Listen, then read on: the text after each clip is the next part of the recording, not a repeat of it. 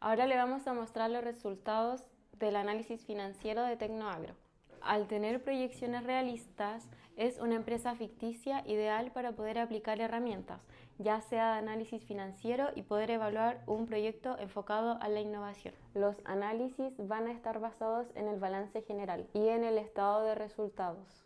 Para calcular el análisis vertical tenemos que tomar la cuenta específica en el año específico que queremos ver la variación, la tenemos que dividir por el total de activos de ese mismo año y multiplicarla por 100. Y estas fueron las variaciones del análisis vertical del año 2020 al 2024.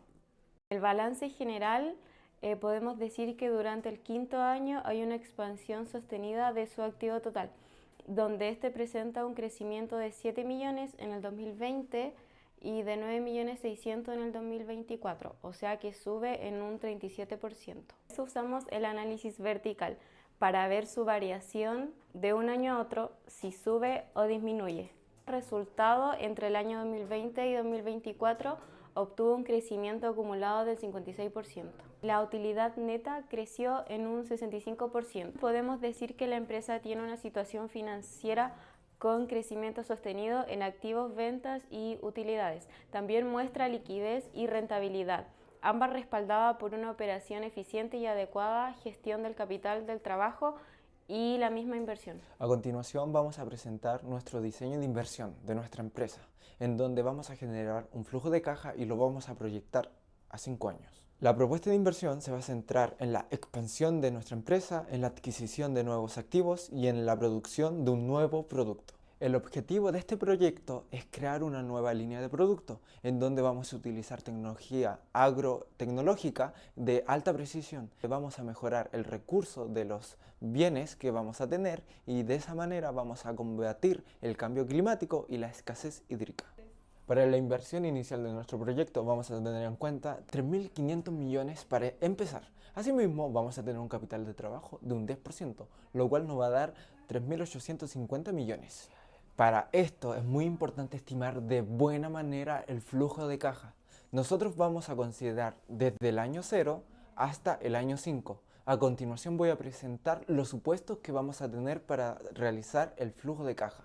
El supuesto de la inversión del proyecto que vamos a considerar va a tener un inicio de operaciones de 3.500 millones a un 20% de crecimiento, el ingreso de 1.500 millones a un 20% de crecimiento, el costo de operaciones de 700 millones, la depreciación que son 700 millones, el gasto administrativo de 100 millones, el costo fijo de 50 millones, la inflación que es un 3% con un impuesto de un 27%, el capital de trabajo es de 350 millones y los demás supuestos que tenemos a continuación. Para iniciar nuestro flujo de caja vamos a hacer nuestras proyecciones. Comenzando con el año 0, ponemos nuestra inversión inicial y el capital de trabajo considerándolo como negativo, porque es un gasto para la inversión de la empresa, dándonos en la parte final del flujo neto menos 3.850 millones, que sería la suma de la inversión inicial junto con el capital de trabajo. Vamos a agregar en el año 1 el ingreso, el costo operativo, gastos administrativos, activos fijos y la depreciación,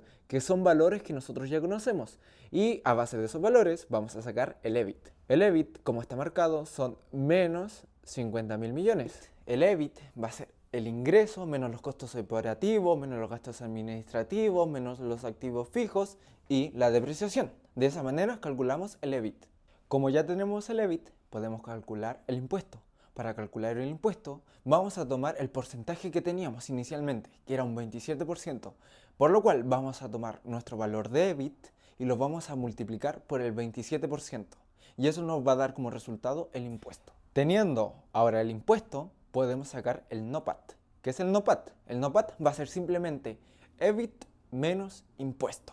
Ahora vamos a sacar el FCF, o sea, el flujo neto. Para calcularlo para el año 0, es la inversión inicial más el capital de trabajo. Para calcular el flujo neto de los próximos años, vamos a tomar en consideración el NOPAT y la depreciación, en donde vamos a sumar ambos activos. Teniendo todos esos valores, lo vamos a proyectar al resto de los años. Teníamos estimado un ingreso de un 20%. Asimismo, sabemos que va a haber una inflación de un 3%, Por lo tanto, vamos a sumar ese 20% con ese 3%, que nos va a dar 23%. Y vamos a utilizar el 23% para poder estimar los ingresos que vamos a tener en los años posteriores. Por lo tanto, vamos a tomar el ingreso del año 1 y lo vamos a multiplicar por 23% y eso se va a ir proyectando de manera consecutiva año tras año.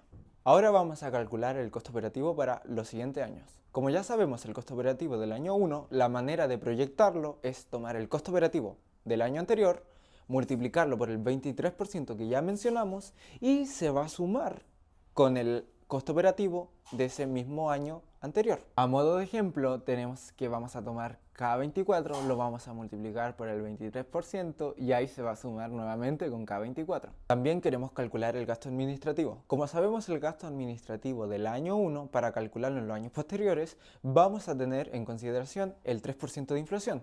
Entonces vamos a multiplicar por 103% el gasto administrativo que ya sabemos del año 1 y eso nos va a dar como resultado el gasto administrativo del año 2. Para multiplicar el gasto administrativo del año 3, tomamos el gasto administrativo del año 2 y lo multiplicamos por el 103% y así lo hacemos de manera consecutiva.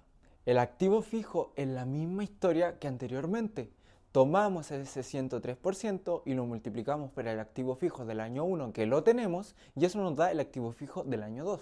Para calcular el activo fijo del año 3, tomamos el activo fijo del año 2 y nuevamente lo calculamos por un 100,3%. Y así lo hacemos de manera consecutiva, tomando todas las proyecciones que queramos. La depreciación es fácil de calcular porque sabemos que la depreciación va a ser constante. Por lo tanto, si tenemos una depreciación en el año 1 de 700 millones, la depreciación del año 1, 2, 3 y 4 hasta el 5 va a ser lo mismo, 700 millones. Realizando todos esos cálculos, vamos a poder proyectar todo nuestro flujo de caja de los años 0 hasta el 5. Y teniendo ese flujo de caja, vamos a poder realizar el VAN.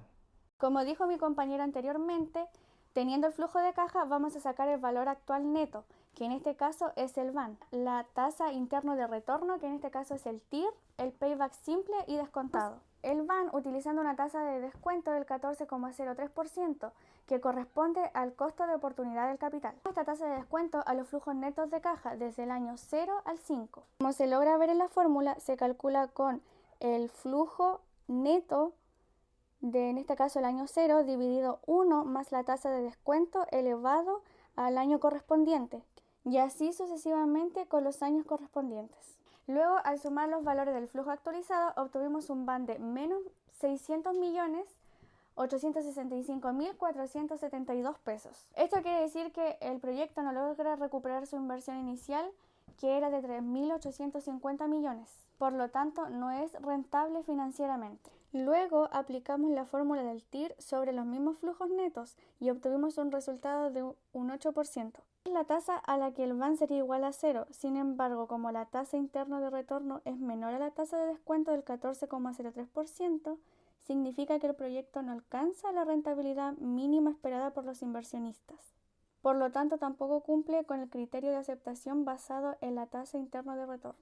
Volvemos a recalcular el VAN, pero esta vez con la siguiente fórmula. En vez de utilizar la tasa de descuento del 14,03%, se utiliza la de tasa interna de retorno del TIR, que en este caso es de 8%.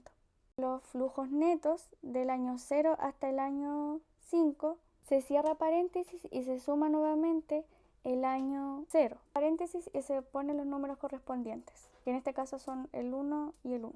La fórmula anterior nos da un VAN de 3.841.684.467 pesos. Indica que el proyecto no está generando valor económico. En cuanto al payback simple, vimos que el proyecto recupera la inversión alrededor del año 5, sin considerar el valor del dinero en el tiempo. Se calcula con la suma de los flujos netos de los años correspondientes. En este caso, el año 1 se mantiene, mientras que el año 2 se suma con el año 1, y así sucesivamente. Sin embargo, al calcular el payback descontado usando la tasa del 14,03%, se observa que ni siquiera después de 5 años se recupera la inversión, lo que representa un riesgo mayor en términos financieros. A modo de conclusión, todos los indicadores muestran que el proyecto no es financieramente viable. El VAN es negativo, el TIR está por debajo del costo de capital, el payback descontado no alcanza a recuperar la inversión. Desde la perspectiva financiera, no es recomendable llevar a cabo el proyecto, menos que exista un beneficio estratégico. Muchas gracias por su atención.